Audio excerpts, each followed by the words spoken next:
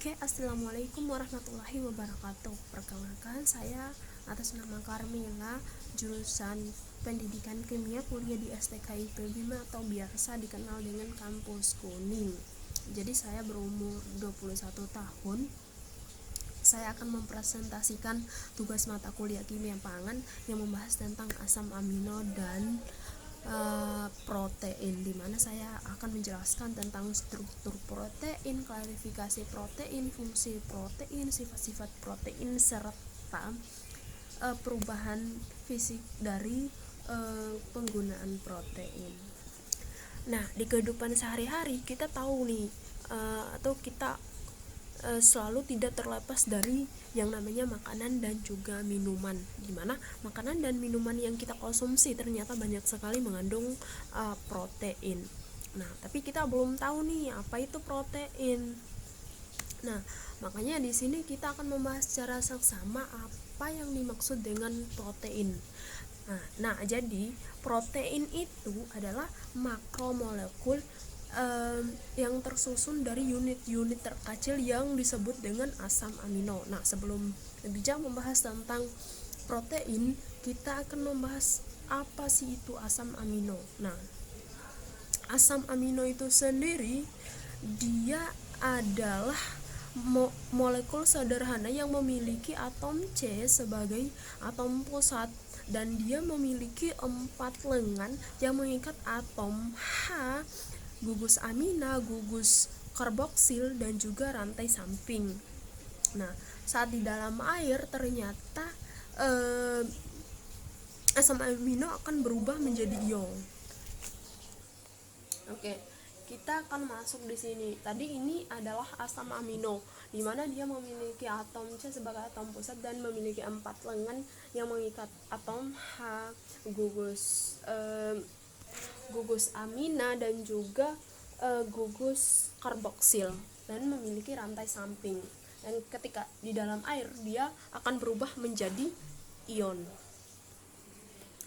Nah, di rantai samping asam amino ternyata dia strukturnya sangat bervariasi sekali, dan bahkan variasinya itu mencapai ratusan. Oke, saya akan menunjukkan kepada kalian bagaimana ratusan dari rantai asam amino tadi. Di sini saya lebih spesifikkan ketiga bagian ini. Ini adalah bagian dari rantai asam amino itu. Di sini saya akan tunjukkan yang pertama ada adenin, yang kedua leusin, dan yang ketiga ada histidin. Di mana ini adalah rantai-rantai dari asam amino yang bervariasi itu. Nah, saya tunjukkan lebih dekat. Di sini struktur dasarnya dia memiliki atom pusat C, kemudian memiliki 4 cabang, di mana dia tadi mengikat atom H, gugus amina, dan gugus hidroksil.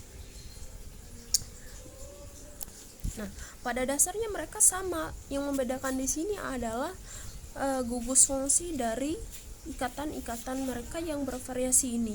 Nah, di sini pada dasarnya mereka sama semua. Tapi ketika mereka menyambungkan rantainya, ternyata mereka memiliki perbedaan di gugus fungsinya. Dan di beberapa variasi ini mereka saling berhubungan dan berikatan. Di variasi pertama dia mengikat di variasi kedua, dan juga selanjutnya sampai ratusan itu. Nah, di ikatan ini disebutlah dengan ikatan peptida.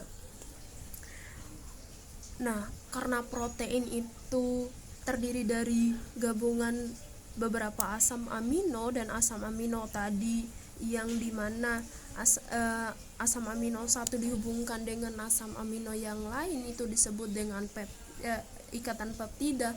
Lalu beberapa buah rangkaian asam amino disebut dengan rangkaian peptida. Tadi ada 3 yang saya golongkan di dalamnya, itu disebut dengan rangkaian peptida. Begitu juga selanjutnya sampai ke ratusannya. Lalu kita akan membahas tentang struktur protein. Yang pertama ada struktur protein primer, yang kedua ada struktur protein sekunder, yang ketiga ada struktur protein tersier, dan yang keempat ada struktur protein kuantener. Nah, di protein primer sendiri dia juga merupakan asam amino yang memanjang. Nah, ini bentuk protein primer di mana bentuknya itu berbentuk linear.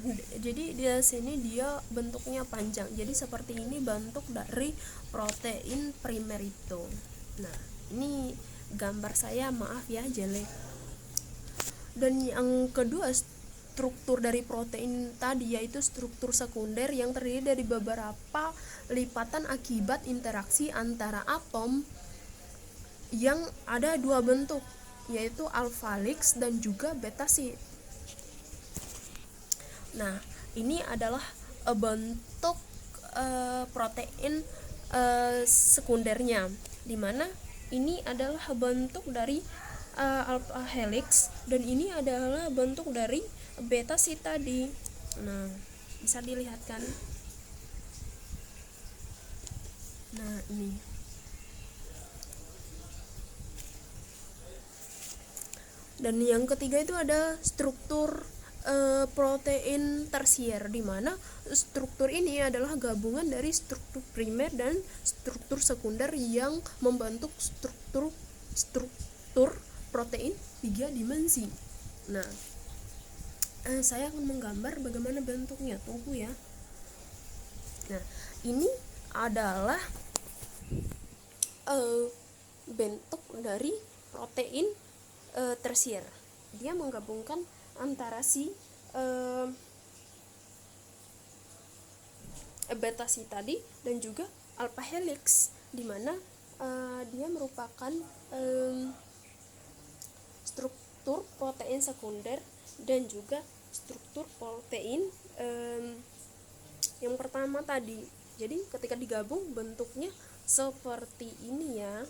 Nah, maaf gambar saya kurang bagus, kalau mau lihat silakan cek di Google bentuk yang aslinya.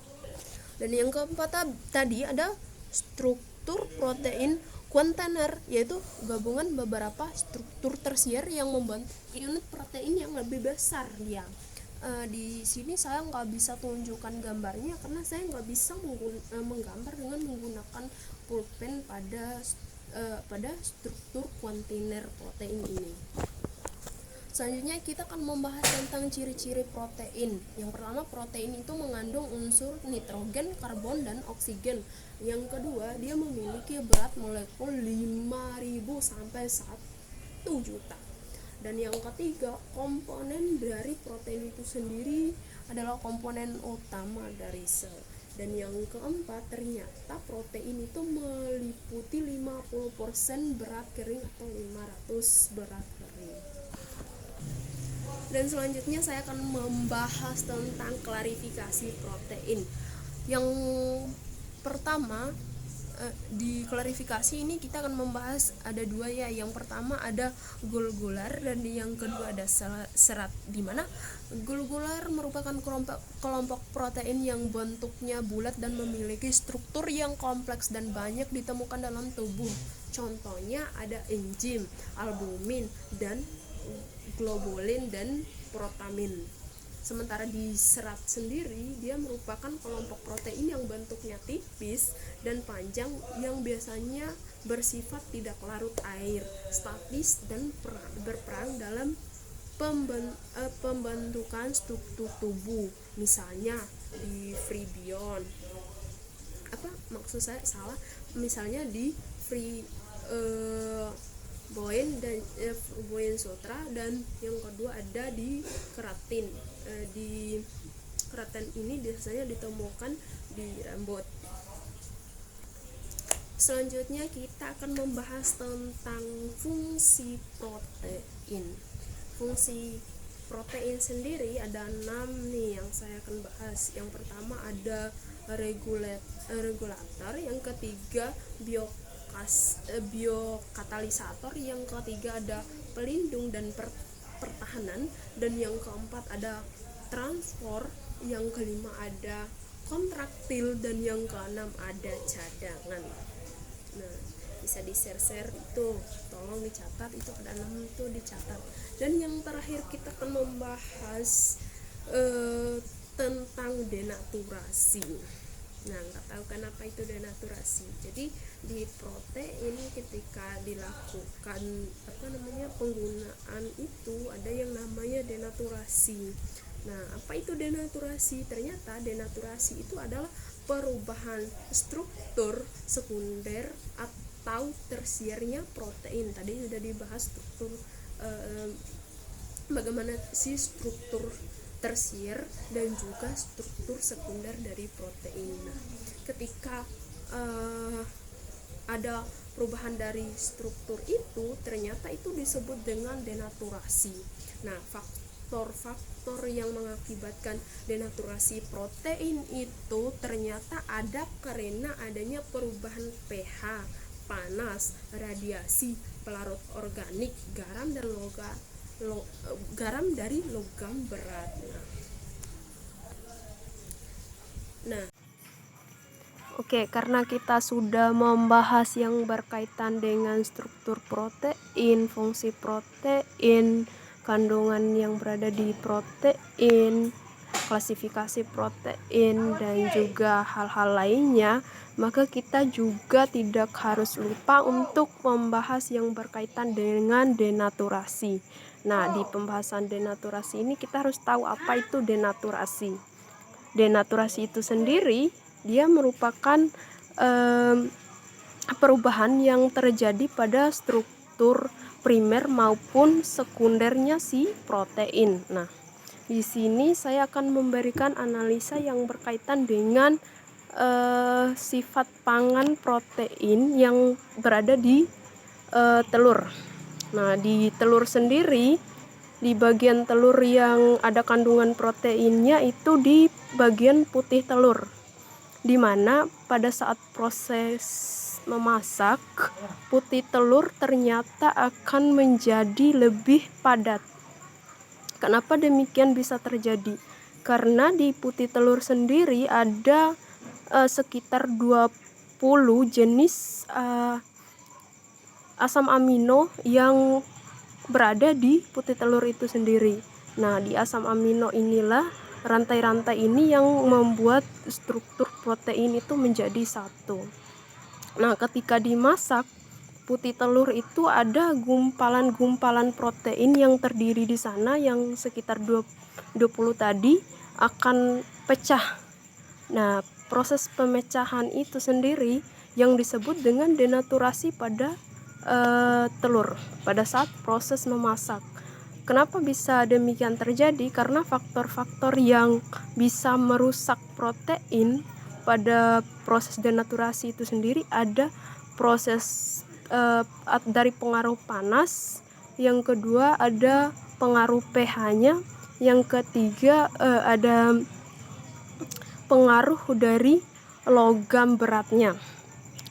Jadi pada saat proses memasak itu ada pengaruh panas yang ditransfer oleh api ataupun hal-hal sekitar, maka bagian putih telur yang tersusun dari protein tersebut akan memecah.